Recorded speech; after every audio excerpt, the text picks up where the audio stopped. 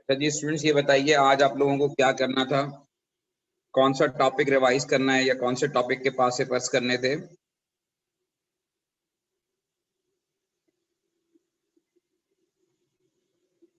जी, क्योंकि हमने ये डिसाइड किया था कि इन 2 दिनों में हम रिवीजन करेंगे पास पेपर के साथ, ताकि आपको कॉन्सेप्ट भी रिवाइज हो जाएं और पास पेपर के कुछ क्वेश्चंस भी हम सॉल्व करें। टॉपिक्स आप मुझे बताने थे आप।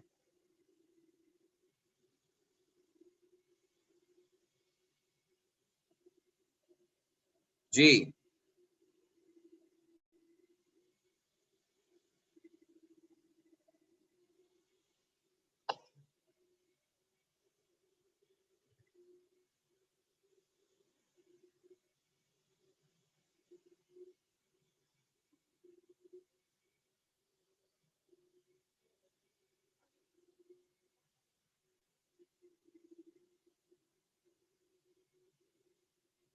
जी बेटा, कोई क्वेश्चन, कोई टॉपिक अगर आप बताना चाह रहे हैं।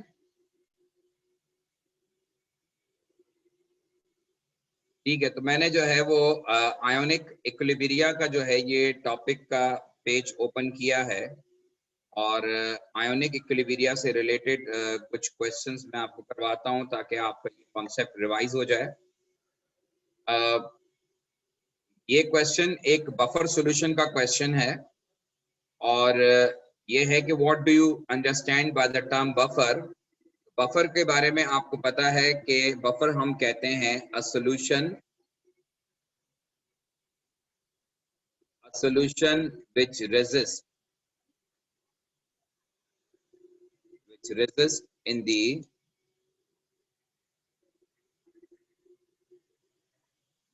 change of pH, the change of pH upon addition of acid और अल्कली, हम उसे बफर सॉल्यूशन कहते हैं। अब नेक्स्ट, आपने एक बफर सॉल्यूशन बनाया है और ये बफर सॉल्यूशन जो है it is composed of HPO4 2 negative and H2PO4 negative. HPO4 2 negative and H2PO4 negative. अब इसमें आप देखें, पहले वाले में एक H आइन है, दूसरे वाले में 2 H आइन है।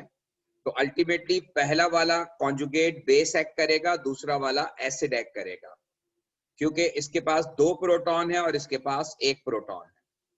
जब आप इस बफर सॉल्यूशन में H पॉजिटिव आइन डालेंगे तो लॉजिकली H पॉजिटिव आइन जो है वो रिएक्ट करेगा कॉन्जुगेट बेस के साथ विच इज HPO4 2 नेगेटिव, और HPO4 2 नेगेटिव के साथ मिलकर ये बना देगा H2PO4 नेगेटिव।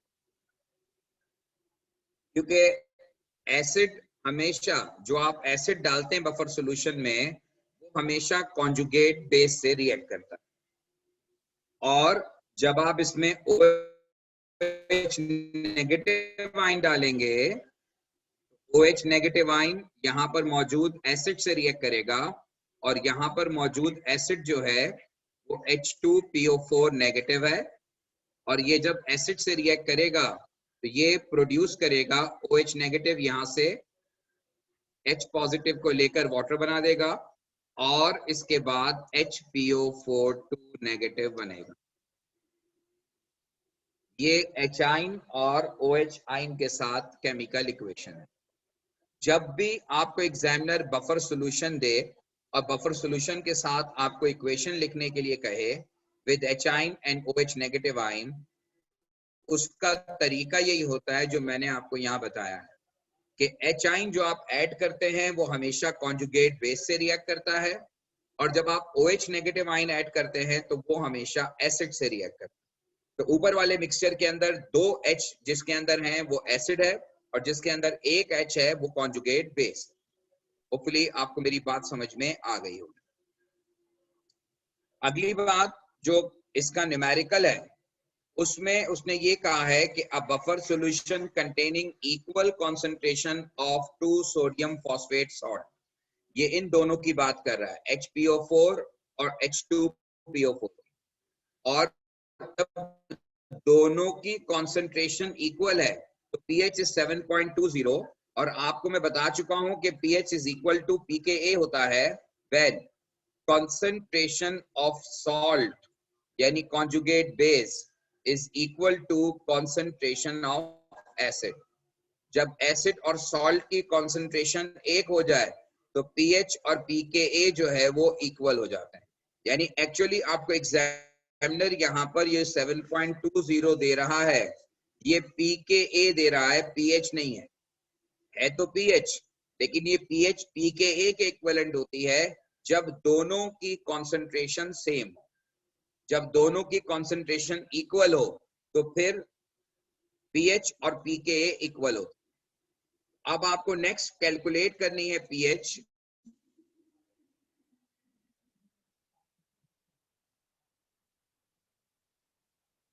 हेलो,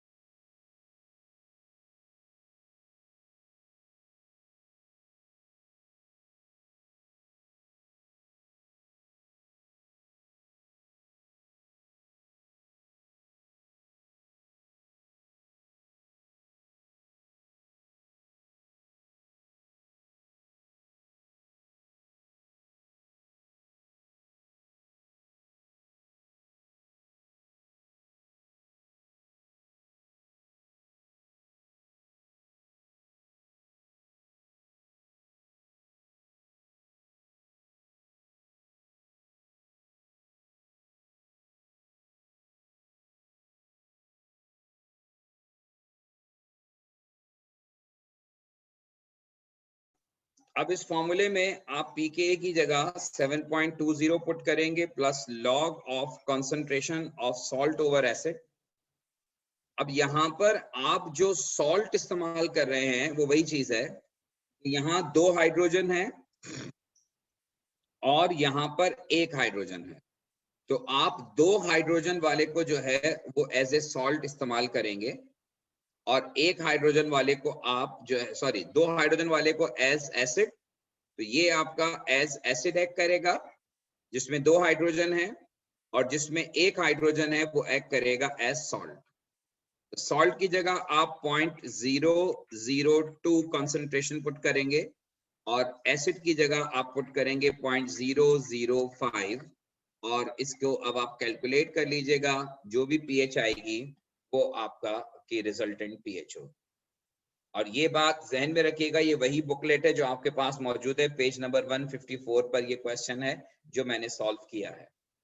तो होपफुली बफर सॉल्यूशन का कॉन्सेप्ट रिकॉल हुआ होगा कि बफर सॉल्यूशन में जब आप एसिड या अल्कली डालते हैं तो वो पीएच चेंज होने से रोकते हैं, और जब आपको किसी भी बफर सॉल्यूशन की पीएच कैलकुलेट करनी होती है उसके लिए जो रिक्वायर्ड फार्मूला है और फिर उसके साथ जो तरीका है कि किस तरह से आप 2 सॉल्ट्स का अगर मिक्सचर बनाते हैं उनमें से कौन एज एसिड एक्ट करेगा, कौन एज बेस एक्ट करेगा, और वो किस तरह से होगा, वो मैंने आपके सामने तरीका। होपफुली आपको बात क्लियर हो गई होगी। अगर किसी को कोई कंफ्यूजन है तो वो पूछ ले।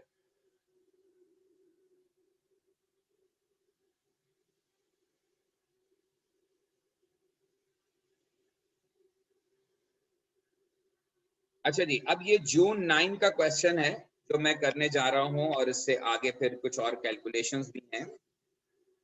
ये जून 9 का क्वेश्चन है, पेपर 4 क्वेश्चन नंबर 1, और सवाल ये है कि explain what is mean by the Bronsted Lowry theory of acids and bases. तो ब्रॉन्स्टेड एंड लोरी थ्योरी ये आपके एएस सिलेबस का पार्ट है, A2 में भी हमने रिकॉल किया था। Bronsted and Lowry theory acid और बेस के बारे में क्या कहती है? Bronsted and Lowry theory acid के बारे में ये कहती है कि acids are known to be proton donors. Proton donors are known to be acid. और बेस के बारे में ये थ्योरी ये कहती है कि proton acceptors are known to be bases. Proton donors are acid and proton acceptors are bases. Next है कि explain the trend in K value in term of the structure of these acids. पहले वाला acid आप देख रहे हैं ethanoic acid है, दूसरा क्लोरो इथेनोइक एसिड है और तीसरा डाइक्लोरो इथेनोइक एसिड है. और इनकी के वैल्यू आहिस्ता आहिस्ता इंक्रीज हो रही हैं. ये मैं डिस्कस कर चुका हूं कि के वैल्यू या एसिडिक स्ट्रेंथ क्यों इंक्रीज हो रही है. हमने ये ऑर्गेनिक में पढ़ा था कि chloro derivative of carboxylic acid are more acidic as compare to simple carboxylic acid. उसकी मैंने आपको स्टोरी बताई थी कि यहाँ पे पूछ रहे हैं कि एक्सप्लेन द ट्रेंड ऑफ के value in term of the structure of these acid.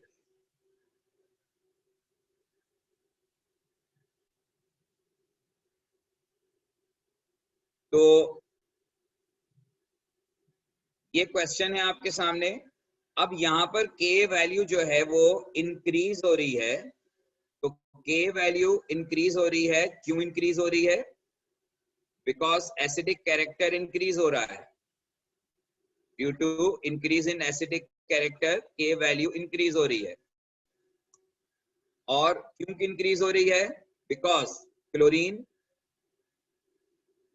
chlorine is electronegative atom.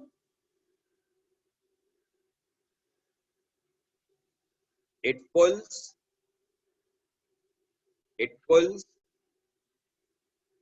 electrons of carboxylic group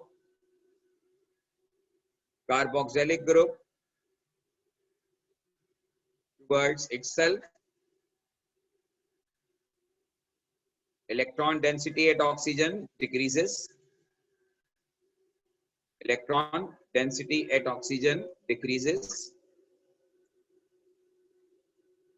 Or removal of proton become easier.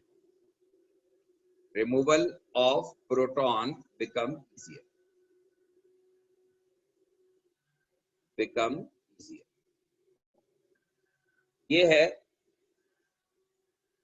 Concept regarding के वैल्यू. नेक्स्ट जो है वो है कि calculate the pH of a 0.1 मोल पर DM cube solution of chloro ethanoic acid. अच्छा आप देखो क्लोरो इथेनोइक एसिड जो है वो वीक एसिड है. वीक एसिड इसलिए है कि इसकी के वैल्यू गिवन है. जिस एसिड की के वैल्यू गिवन होती है वो वीक एसिड होता है. और वीक एसिड की पीएच कैलकुलेट करने के लिए हम डायरेक्ट उसकी पीएच कैलकुलेट नहीं कर सकते. उसके लिए पहले हमें एक फॉर्मूला इस्तेमाल करना होगा. वो है अंडर रूट ऑफ के ए इनटू कॉन्सेंट्रेशन ऑफ एसिड. इस फॉर्मूले से आप एच आइन की कॉन्सेंट्रेशन निकालेंगे. इस फॉर्मूले से आप एच आइन की कॉन्सेंट्रेशन निकालेंगे. और फिर एच आइन की कॉन्सेंट्रेशन निकालने के लिए के ए जो है जो क्लोरो वाला है वो 1.3 10 to the power -3 है. तो 1.3 10 to the power -3 into concentration which is 0.10. और ये H पॉजिटिव आयन की वैल्यू है. और ये हो जाएगा 1.3 10 to the power -3 मोल पर डीएम क्यूब. और अब आप पीएच कैलकुलेट करने के लिए negative log of 1.3 10 to the power -3 लेंगे. अब इसका जो आंसर होगा that will be pH of solution.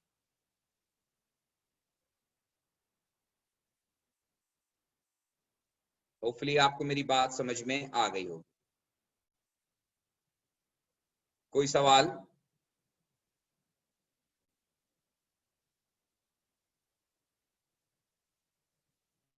अच्छा अब इस नेक्स्ट क्वेश्चन का जो पार्ट है इसमें आपको कर्व स्केच करना है and use the following axis to sketch the titration curve obtained when 20 cm cube of NaOH is added gradually to 10 cm cube acid.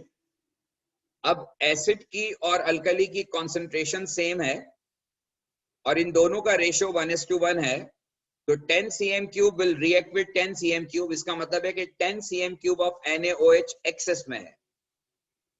10 cm cube of acid से आप start कर रहे हैं तो वो 10 cm क्यूब ऑफ अल्कली से ही neutralise होगा। 10 cm cube of acid जो है वो 10 cm क्यूब ऑफ अल्कली से न्यूट्रलाइज होगा। और चूंकि ये एसिड वीक एसिड है, अच्छा किसी ने पीएच निकाली है ताकि मुझे स्टार्टिंग पीएच पता चल जाए? अगर किसी ने इस वैल्यू को कैलकुलेट किया है तो काइंडली मुझे बता दीजिए। नेगेटिव लॉग ऑफ 1, सॉरी बल्कि मैंने इसका स्क्वायर रूट नहीं लिया, इसका स्क्वायर रूट लें और फिर इसकी पीएच कैलकुलेट करें, सॉरी इसकी पीएच जी 1.3 10 टू द पावर -4 हो जाएगा ये, और -4 को फिर आप कैलकुलेट करें। जरा क्विकली आंसर कैलकुलेट करें, क्योंकि आप ये स्टार्टिंग पीएच इस पीएच पे डिपेंड करती है कि जो आप एसिड लेते हैं वही स्टार्टिंग पीएच होती है जो आपको गिवन होती है। पीएच एक स्टूडेंट ने कैलकुलेट की है 1.94। इसका मतलब यह है कि ये ग्राफ अराउंड पीएच 2 शुरू होगा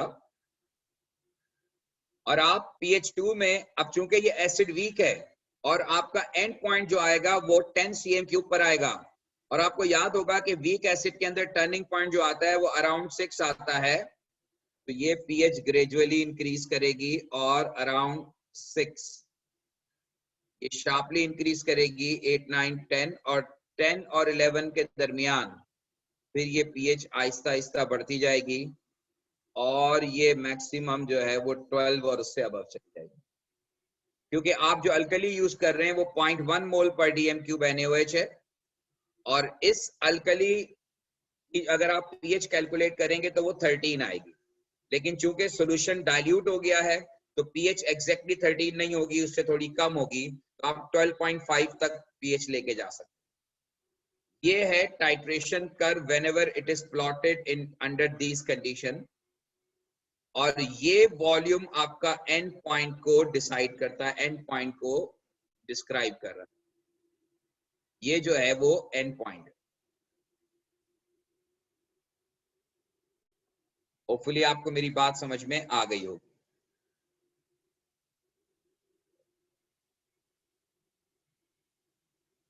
अगर कोई क्वेश्चन है तो पूछ लीजिए।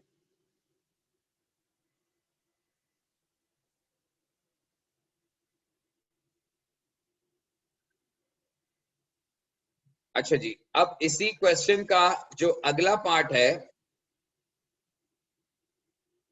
उसमें write suitable equation to show how a mixture of ethanoic acid and sodium ethanoate act as a buffer solution to control pH when either an acid और alkali is added.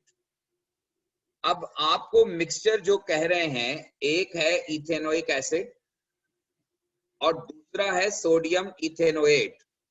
Sodium ethanoate का मतलब यह है कि ये ethanoate ion है, ये conjugate base है और ये आपका वीक एसिड है।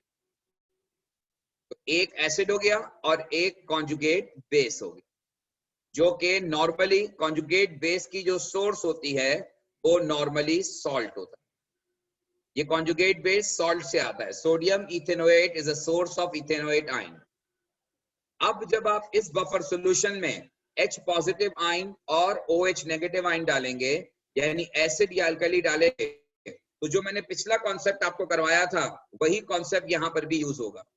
और वो पिछला कॉन्सेप्ट क्या करवाया था कि जब आप इस बफर सॉल्यूशन के अंदर एसिड डालेंगे तो acid reacts with conjugate base, यानी H पॉजिटिव आयन जब आप ऐड करेंगे इस बफर सॉल्यूशन में तो ये H पॉजिटिव आयन जो है ये रिएक्ट करेगा विद कॉन्जुगेट बेस और ये इसे कन्वर्ट कर देगा इनटू एसिड। और जब आप अल्कली इस्तेमाल करेंगे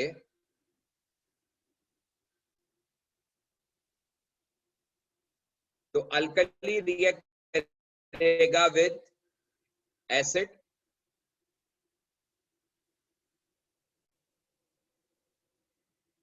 और ये प्रोड्यूस करेगा कॉन्जुगेट बेस एंड H2।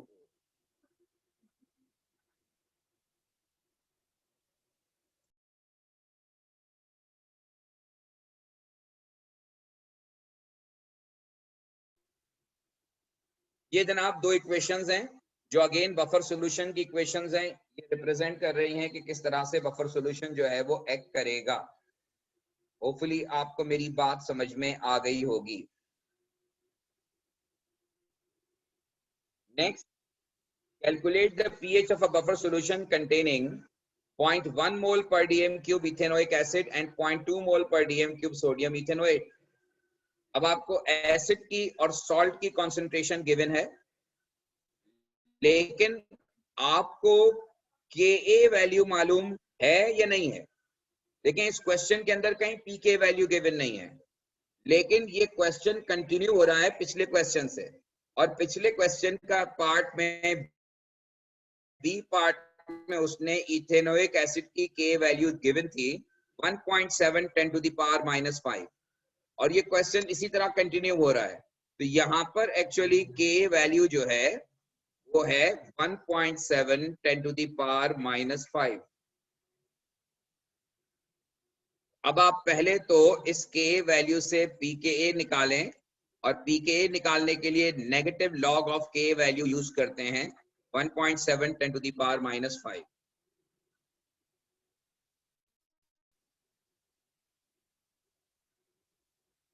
जी जनाब, क्या वैल्यू आ रही है?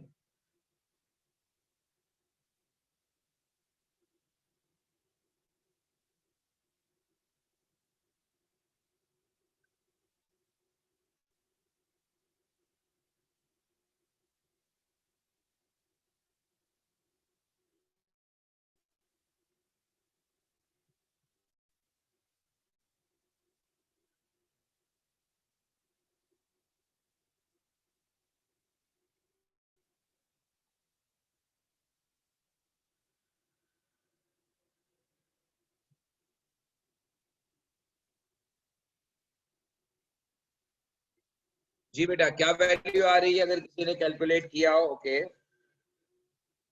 4.77, राइट जी। 4.77 जो है वो इसकी pKa वैल्यू है। तो pH is equal to pKa which is 4.77 plus log of concentration of salt, salt is sodium ethanoate 0.20 divided by concentration of acid 0.10। Calculate करके आंसर बता दीजिएगा, जो भी आंसर आप निकाल लीजिएगा, जो भी pH आ रही है that will be your final answer. Hopefully आपको ये बफर सॉल्यूशन के कुछ क्वेश्चंस मैंने ट्राई किए हैं, आपको बात समझ में आई होगी कि किस तरह से जो है वो इन क्वेश्चंस को सॉल्व करना है। 5.10 ये वैल्यू आ रही है, ठीक है जी।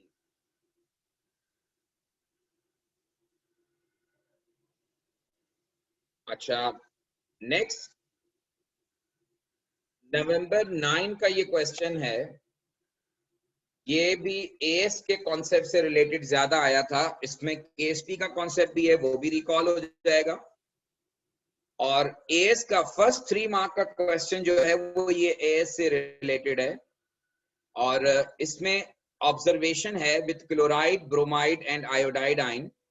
आपको शायद याद हो, ये टेस्ट आपने प्रैक्टिकल में भी किया था और थ्योरी में भी पढ़ा था ग्रुप 17 में। ये ग्रुप 17 के आइंस की आइडेंटिफिकेशन के लिए हम सिल्वर नाइट्रेट यूज करते हैं। सिल्वर नाइट्रेट जो है जब आप ऐड करते हैं क्लोराइड, ब्रोमाइड और आयोडाइड में, तो सिल्वर नाइट्रेट जो है ये प्रेसिपिटेट बनाता है। क्लोराइड के साथ इसके प्रेसिपिटेट व्हाइट होते हैं, और ब्रोमाइड के साथ ये ऑफ व्हाइट प्रेसिपिटेट बनाता है, और आयोडाइड के साथ ये येलो प्रेसिपिटेट्स बनाता है। क्लोराइड, ब्रोमाइड और आयोडाइड के साथ ये प्रेसिपिटेट्स हैं, observation when dilute ammonia is added, आप क्या करते हैं, फॉलोड बाय डाइल्यूट अमोनिया करते हैं। पहले आपने AgNO3 डाला, फिर उसके बाद आपने उसमें अमोनिया डाला। तो अमोनिया डालने पर क्लोराइड के जो व्हाइट प्रेसिपिटेट्स होते हैं वो डिसॉल्व हो जाते हैं, ब्रोमाइड के पार्शियली डिसॉल्व होते हैं, और आयोडाइड के रिमेन इनसॉल्युबल। ये डाइल्यूट अमोनिया के साथ होता है। ये white precipitates of chloride dissolve हो जाते हैं, ब्रोमाइड के of white precipitates partially dissolve होते हैं, जबकि आयोडाइड के जो हैं वो रिमेन इनसॉल्युबल होते हैं। अब अगर आप कॉन्सेंट्रेटेड की बात करें तो कॉन्सेंट्रेटेड में ये डिसॉल्व होते हैं, ब्रोमाइड भी कंप्लीटली डिसॉल्व होते हैं, लेकिन आयोडाइड रिमेन इनसॉल्युबल होते हैं। आयोडाइड दोनों कंडीशन में डिसॉल्व नहीं होते। तो ये क्लोराइड, ब्रोमाइड और आयोडाइड का जो है वो अप्रोच है। इसमें अब अगर आपका कोई कंफ्यूजन है या कोई क्वेश्चन है तो पूछ लीजिए।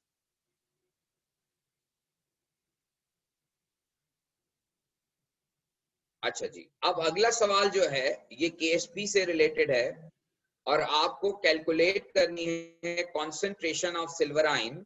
आप देखिए यहाँ पर सिल्वर ब्रोमाइड जो है ये रिवर्सिबल प्रोसेस है, और यहाँ 1 मोल ऑफ सिल्वर आयन और 1 मोल ऑफ ब्रोमाइड आयन बन रहा है, यानी कि दोनों का रेशियो 1:1 का है। तो जितना सिल्वर आयन बनेगा उतना ही ब्रोमाइड आयन बनेगा, यानी दोनों की कॉन्सेंट्रेशन इक्वल होगी, इसीलिए हमने X और X लिखा है। दूसरी बात यह है कि KSP क्या होता है। KSP हम कहते हैं product of ionic concentration in a saturated solution of sparingly soluble compound. Sparingly soluble compound वो होते हैं जो कंपाउंड वाटर में पार्शियली सॉल्युबल होते हैं, जो वाटर के अंदर पार्टली डिसॉल्व होते हैं, वो स्पेरिंगली सॉल्युबल कंपाउंड कहलाते हैं। तो यहाँ पर जो KSP है, KSP is equal to concentration of silver ion into concentration of chloride ion, और इसका मतलब ये है कि X into X is equal to X square। तो आप अगर X की वैल्यू निकालेंगे तो वही concentration of silver ion होगी। तो यहाँ KSP की जगह आप पुट करेंगे 5 into 10 to the power minus 13 जो गिवन है, 5 into 10 to the power minus 13 is equal to X square, और X जो होगा वो 5 into 10 to the power minus 13 का स्क्वायर रूट होगा। आंसर बताइएगा, कॉन्सेंट्रेशन ऑफ सिल्वर आयन क्या हो रही है।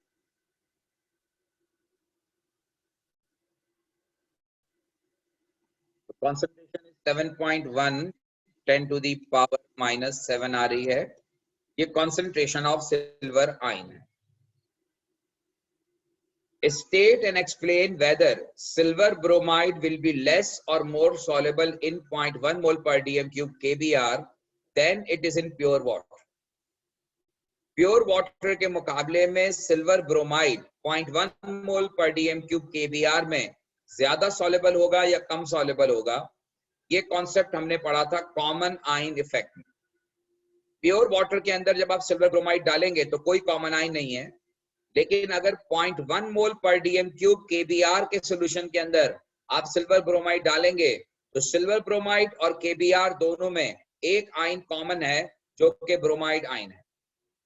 अगर आप किसी भी सॉल्यूशन में कॉमन आयन इंट्रोड्यूस करते हैं तो कॉमन आयन हमेशा सॉल्युबिलिटी को डिक्रीज करता है।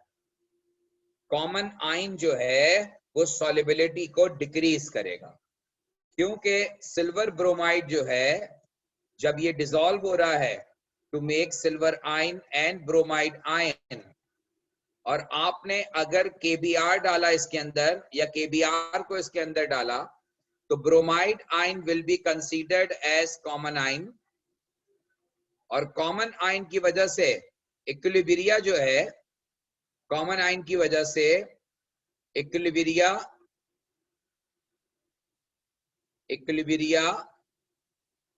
shifts to backward direction.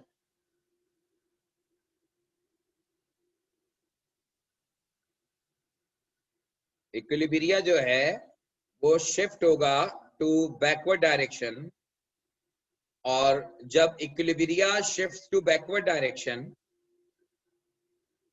तो इसका मतलब यह है कि मोर सॉलिड विल फॉर्म, और मोर सॉलिड बनने का मतलब यह है कि सॉलिबिलिटी विल डिक्रीज। यहां पर जो है वो सॉलिबिलिटी इन KBr, सॉलिबिलिटी डिक्रीज होगी इन KBr। प्योर वाटर के मुकाबले में KBr में सॉलिबिलिटी डिक्रीज करें। होपफुली आपको मेरी बात समझ में आ गई हो। कॉमन आयन इफेक्ट हमेशा यही होता है कि जो आप कॉमन आयन डालते हैं उसकी कॉन्सेंट्रेशन बढ़ती है, और जो अदर आयन होता है अदर देन कॉमन आयन उसकी कॉन्सेंट्रेशन हमेशा कम होती है और सॉलिबिलिटी हमेशा कम होती है, क्योंकि कॉमन आयन डालने से इक्विलिब्रिया बैकवर्ड डायरेक्शन में शिफ्ट करता है, और जब इक्विलिब्रिया बैकवर्ड डायरेक्शन में जाएगा तो ultimately more solid will form, और जब मोर सॉलिड बनेगा तो डेफिनेटली हमें ये बात समझ में आ रही है कि मोर सॉलिड के बनने का मतलब ये है कि सॉलिबिलिटी कम हो जाएगी, क्योंकि कंपाउंड जो डिसॉल्व नहीं होगा वही सॉलिड की फॉर्म में या प्रेसिपिटेट की फॉर्म में हमें ऑब्टेन होता है।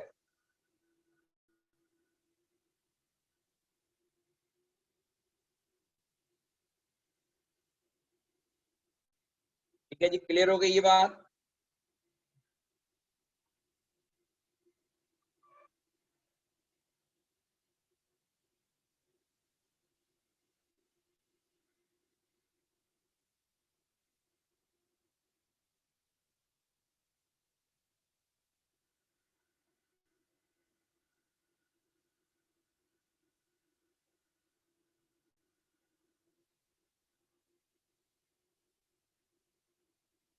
अच्छा जी, अब आते हैं हम नेक्स्ट पार्ट की तरफ, और ये नेक्स्ट पार्ट AS से रिलेटेड है। KC का एक्सप्रेशन लिखना है, और KC एक्सप्रेशन आपको पता है कि प्रोडक्ट अपॉन रिएक्टेंट होता है। एक एक्सप्रेशन में silver RNH2 taking twice overall positive charge divided by concentration of silver ion into concentration of RNH2 का स्क्वायर। ये KC एक्सप्रेशन है, प्रोडक्ट अपॉन रिएक्टेंट, और जो इसका यूनिट होगा मोल पर डीएम क्यूब, मोल पर डीएम क्यूब से कैंसिल हो जाएगा और इसका यूनिट बचेगा 1 अपॉन मोल पर डीएम क्यूब स्क्वायर,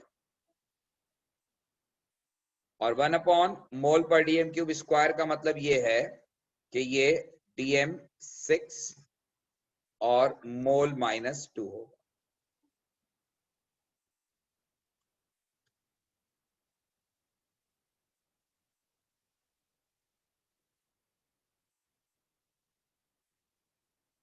अब इस क्वेश्चन में आपको KC की वैल्यू गिवन है when R is equal to H। अब आप देखें इस फार्मूले में अगर आप R की जगह H पुट करते हैं तो एक्चुअली ये अमोनिया हो जाएगा। अगर आप RNH2 में R की जगह H पुट करते हैं तो अमोनिया होगा। इसका मतलब है कि ये जो KC वैल्यू आपको गिवन है ये उस केस में गिवन है जब आप यहां अमोनिया लेंगे, आप यहां पर अमोनिया लेंगे उस केस में। तो इसका मतलब यह है कि आप यहां पर अमोनिया कंसीडर करेंगे। RNH2 जो है ये एक्चुअली अमोनिया है, क्योंकि यहां KC की value R is equal to H कहा गया है। बहरहाल एक्सप्रेशन आप इसी तरह लिखेंगे, लेकिन इस RNH2 को आप कंसीडर अमोनिया करेंगे। और अब इस क्वेश्चन के अगले पार्ट में using your expression for KC to calculate the concentration of ammonia needed to change the concentration of silver ion in a 0.1 mole per dm cube silver nitrate to the value you calculated in C1. अब C1 में हमने जो concentration calculate की थी silver ion की वो 7.1 10 to the power -7 थी। अब आप देखिए ये क्वेश्चन जो है थोड़ा मुश्किल है। इक्वेशन ये कहती है कि silver ion reacts with 2 ammonia, क्योंकि हम अमोनिया कंसीडर कर रहे हैं, to form silver NH3 taking twice positive। अब वो आपसे कह रहे हैं कि 0.1 मोल पर डीएम क्यूब सिल्वर था इनिशियली, 0.1 मोल पर डीएम क्यूब, और आपको अमोनिया के बारे में नहीं पता इनिशियली कितना है। प्रोडक्ट की वैल्यू आपको पता है इक्विलिब्रियम पे 0 होती है इनिशियली।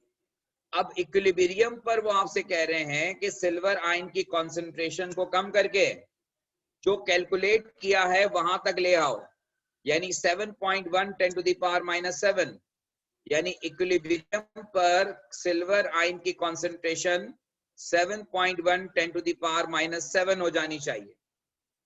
तो सवाल ये है कि कॉन्सेंट्रेशन ऑफ अमोनिया क्या होगी अगर Kc की वैल्यू जो कि प्रीवियस पार्ट में गिवन है, Kc की वैल्यू 1.7 10 to the power 7 है। Kc की वैल्यू 1.7 10 to the power 7 है। ये Kc की वैल्यू ऑलरेडी आपको गिवन है। अमोनिया की कॉन्सेंट्रेशन इक्विलिब्रियम पे निकालनी है। अब सवाल ये है कि प्रोडक्ट कितना बनेगा। अब अगर आपने एएस में इक्विलिब्रिया के क्वेश्चंस किए हुए हैं तो आपको समझ में आएगा कि यहाँ प्रोडक्ट कितना बनेगा।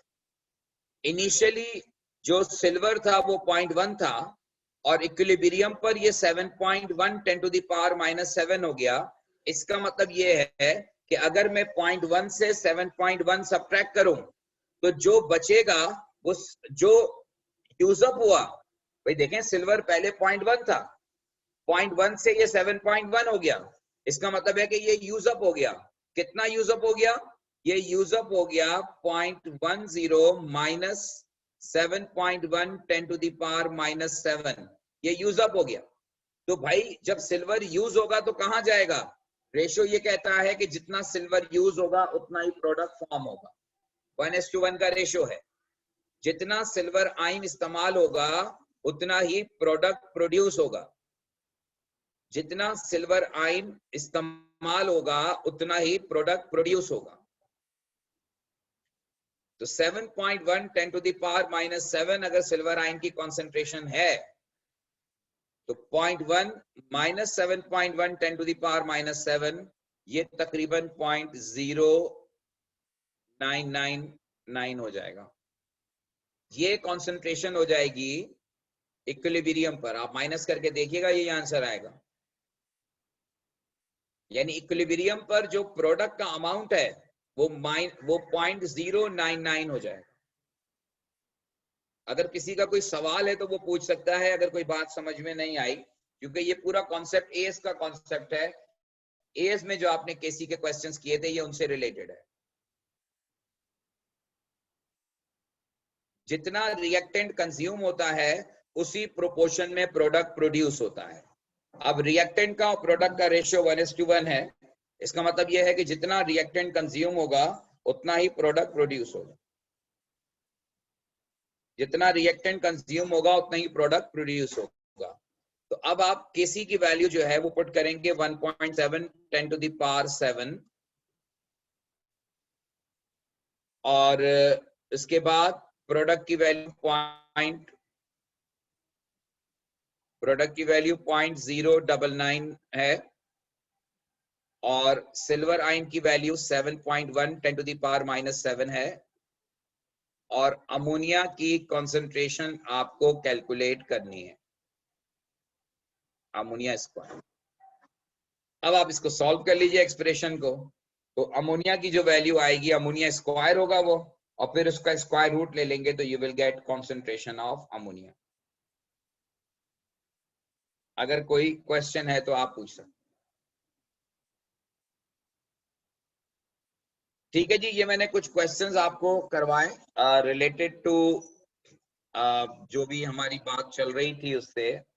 अच्छा, कोई मुझे कहा गया है कि पेज नंबर 56 पर कोई फिनोल का क्वेश्चन है, बुकलेट नंबर 2 में होगा। तो let we go to organic now. कुछ क्वेश्चंस अगर जो है वो फिनोल का प्रॉब्लम है पेज नंबर 56 पर, पेज नंबर 56 पर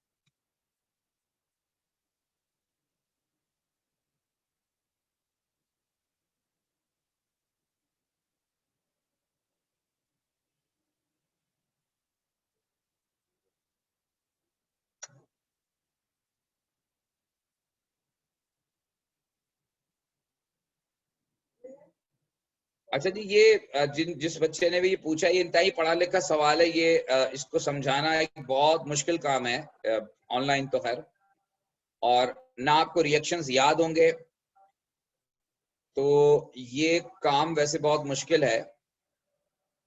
लेकिन बहरहाल ये जो सवाल है वो ये है कि एक कंपाउंड है C7H12O, और जब इसे कॉन्सेंट्रेटेड एसिडिफाइड KMnO4 के साथ हीट किया गया,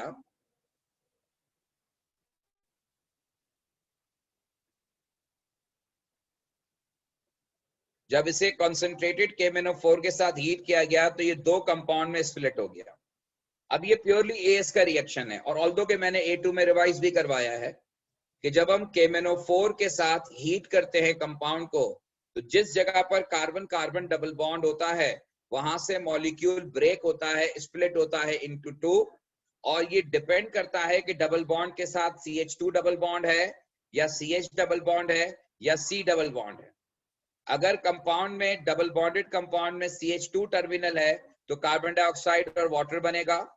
अगर CH है तो वो कार्बोक्सिलिक एसिड में कन्वर्ट होगा, और अगर C डबल बॉन्ड है तो वो कीटोन में कन्वर्ट होगा। तो ये चीज जो है वो आपको अगर मालूम है तो एक तो ये आपको मालूम होना जरूरी है। उसके बाद अगली चीज जो है, जो कंपाउंड डी है जिसको इन्होंने KMnO4 से रिएक्ट करवाया, वो कंपाउंड डी जो है वो आयोडोफॉर्म टेस्ट नहीं दे रहा। आयोडोफॉर्म टेस्ट होता है CH3CO ग्रुप के लिए। इसका मतलब ये है कि इस कंपाउंड के अंदर CH3CO ग्रुप नहीं है।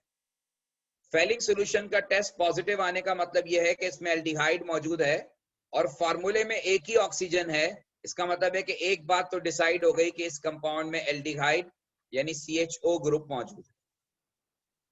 2,4 डाइनाइट्रोफिनाइल हाइड्रोजन के साथ रिएक्ट करेगा, लॉजिकल बात है रिएक्ट करेगा, क्योंकि इसके अंदर जो है वो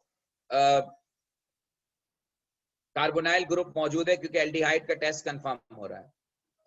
और सोडियम कार्बोनेट के साथ नो रिएक्शन का मतलब ये है कि इसके अंदर कार्बोक्सिलिक ग्रुप नहीं है। वैसे भी कार्बोक्सिलिक ग्रुप नहीं हो सकता, क्योंकि एक ऑक्सीजन पे कार्बोक्सिलिक ग्रुप होता भी नहीं। अब जब इस कंपाउंड डी को KMnO4 के साथ रिएक्ट करवाया, तो कंपाउंड को KMnO4 के साथ रिएक्ट करवाने पर दो प्रोडक्ट बने, C3H6O और C4H6O3। अब C3H6O इस कंपाउंड E, और कंपाउंड E में आयोडोफॉर्म टेस्ट आ रहा है, और आयोडोफॉर्म टेस्ट आने का मतलब यह है कि इस कंपाउंड में CH3C डबल बॉन्ड O मौजूद है। और फेलिक सॉल्यूशन का टेस्ट नहीं आ रहा, इसका मतलब एल्डिहाइड नहीं है।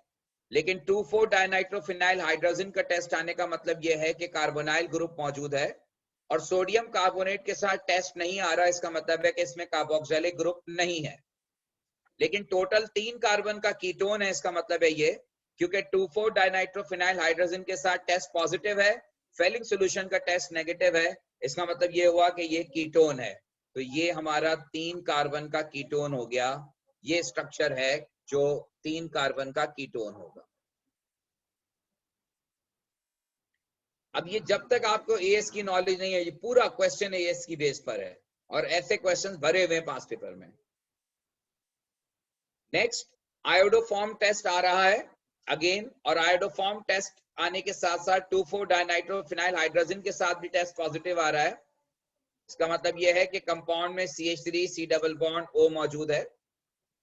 और इसके अलावा 4 कार्बन है और कार्बोक्सिलिक ग्रुप भी मौजूद है, तो 4 कार्बन में कार्बोक्सिलिक का मतलब यह है कि कार्बोक्सिलिक ग्रुप हमेशा टर्मिनल कार्बन पर होता है। तो ये 2 कंपाउंड के स्ट्रक्चर हमने आइडेंटिफाई कर लिए, ई और एफ के। हमने ई और एफ का स्ट्रक्चर आइडेंटिफाई कर लिया। अब हमें सोचना है कि स्ट्रक्चर ऑफ डी क्या होगा, क्योंकि जब हमने डी को KMnO4 के साथ हीट किया था तो ये 2 प्रोडक्ट्स बने थे। अब आपको ये बात पता है कि अगर आपके ओरिजिनल कंपाउंड में C डबल बॉन्ड होगा तो उस जगह पर C डबल बॉन्ड O यानी कीटोन बनेगा। तो क्या मैं ये नहीं कह सकता कि कंपाउंड E में एक्चुअली ओरिजिनल कंपाउंड में जिस जगह पर कीटोन है वहां ओरिजिनल कंपाउंड में CH3 double bond C double bond CH3 था, क्योंकि जिस जगह पर कीटोन होता है KMnO4 से रिएक्शन करने के बाद उस जगह पर ओरिजिनल कंपाउंड में C डबल बॉन्ड होता है।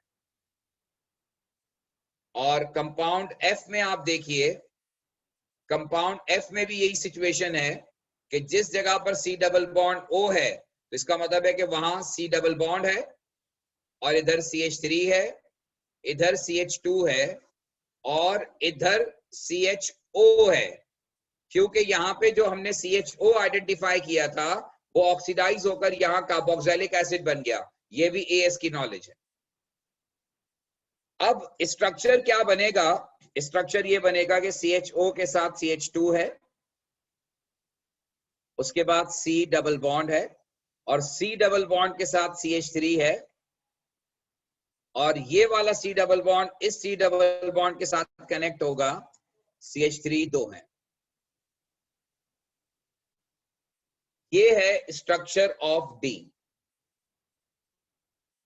अब इसमें जब तक आपके पास KMnO4 के रिएक्शन की नॉलेज नहीं है, जब तक आपको ये सारे रिएक्शंस नहीं पता, ये सवाल आप कर ही नहीं सकते।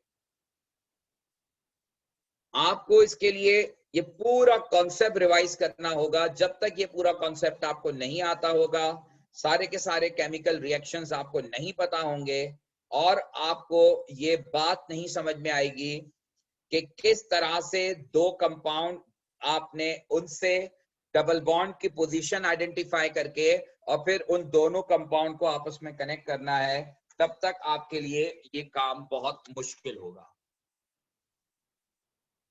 ठीक है जी, क्लियर हो गई ये बात? या अगर आप कोई कंफ्यूजन है, कोई बात अभी लगती है आपको कि इसमें कोई मिसिंग है बात, तो आप मुझे बता दीजिए।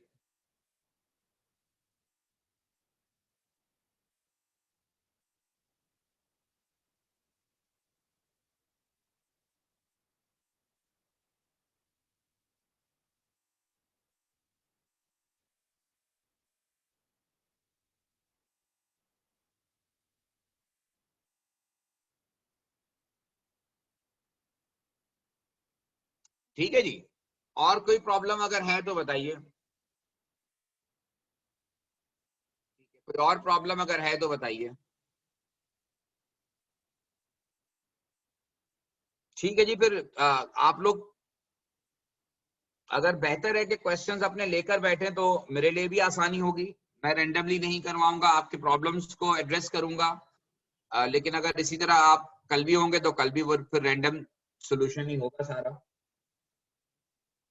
अभी भी कोई अगर क्वेश्चन है तो आप पूछ सकते हैं।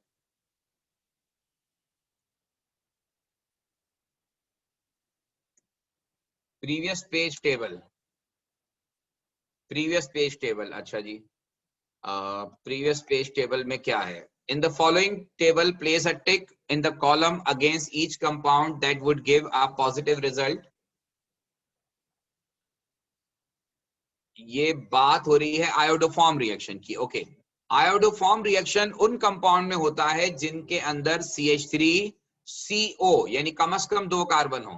तो पहले वाले के साथ तो आयोडोफॉर्म रिएक्शन हो ही नहीं सकता, दूसरे वाले के साथ होगा क्योंकि इसके अंदर CH3 CH2OH है, यानी कि ये इस कंडीशन को फॉलो कर रहा है, CH3CO कंडीशन। इस कंपाउंड में भी आयोडोफॉर्म रिएक्शन होगा क्योंकि ये भी CH3CO कंडीशन फॉलो कर रहा है। कार्बोक्सिलिक एसिड आयोडोफॉर्म रिएक्शन नहीं देते, यहां भी आयोडोफॉर्म रिएक्शन नहीं होगा, लेकिन इस कंपाउंड में आयोडोफॉर्म रिएक्शन होगा क्योंकि यहां पर CH3C डबल बॉन्ड O मौजूद है, तो यहां आयोडोफॉर्म रिएक्शन होगा, इसलिए इसको आप टिक कर दें। होपफुली आपको मेरी बात समझ में आ गई होगी।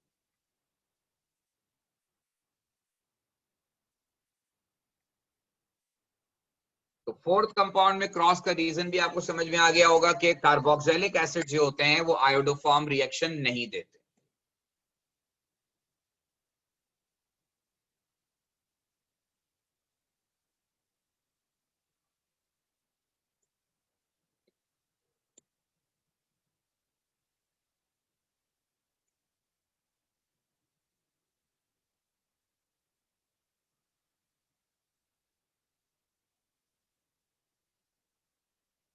पेज नंबर 49 में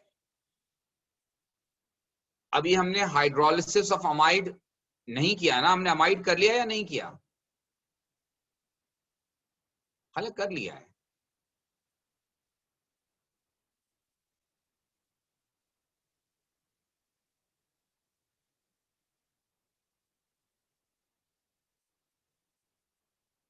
इसमें कौन सा पार्ट प्रॉब्लम कर रहा है बेटा?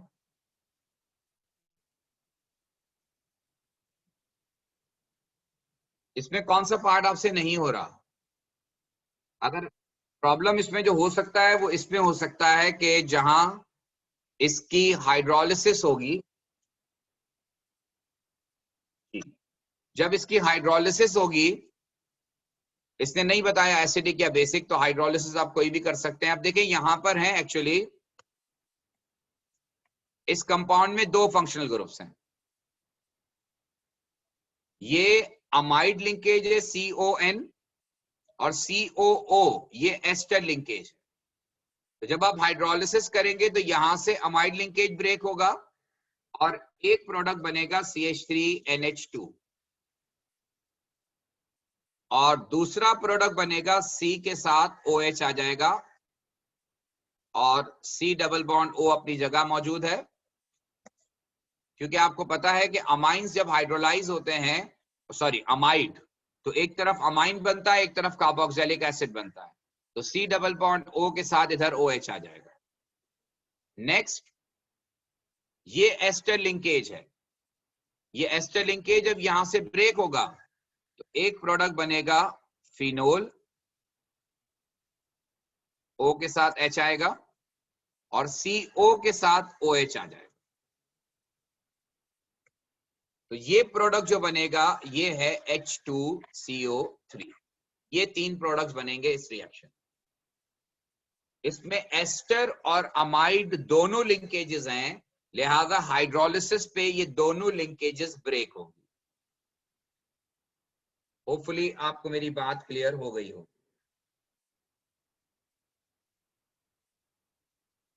राइट जी, तो अब बाकी बात इंशाल्लाह अगली क्लास में करेंगे, अपने क्वेश्चंस के साथ आइएगा।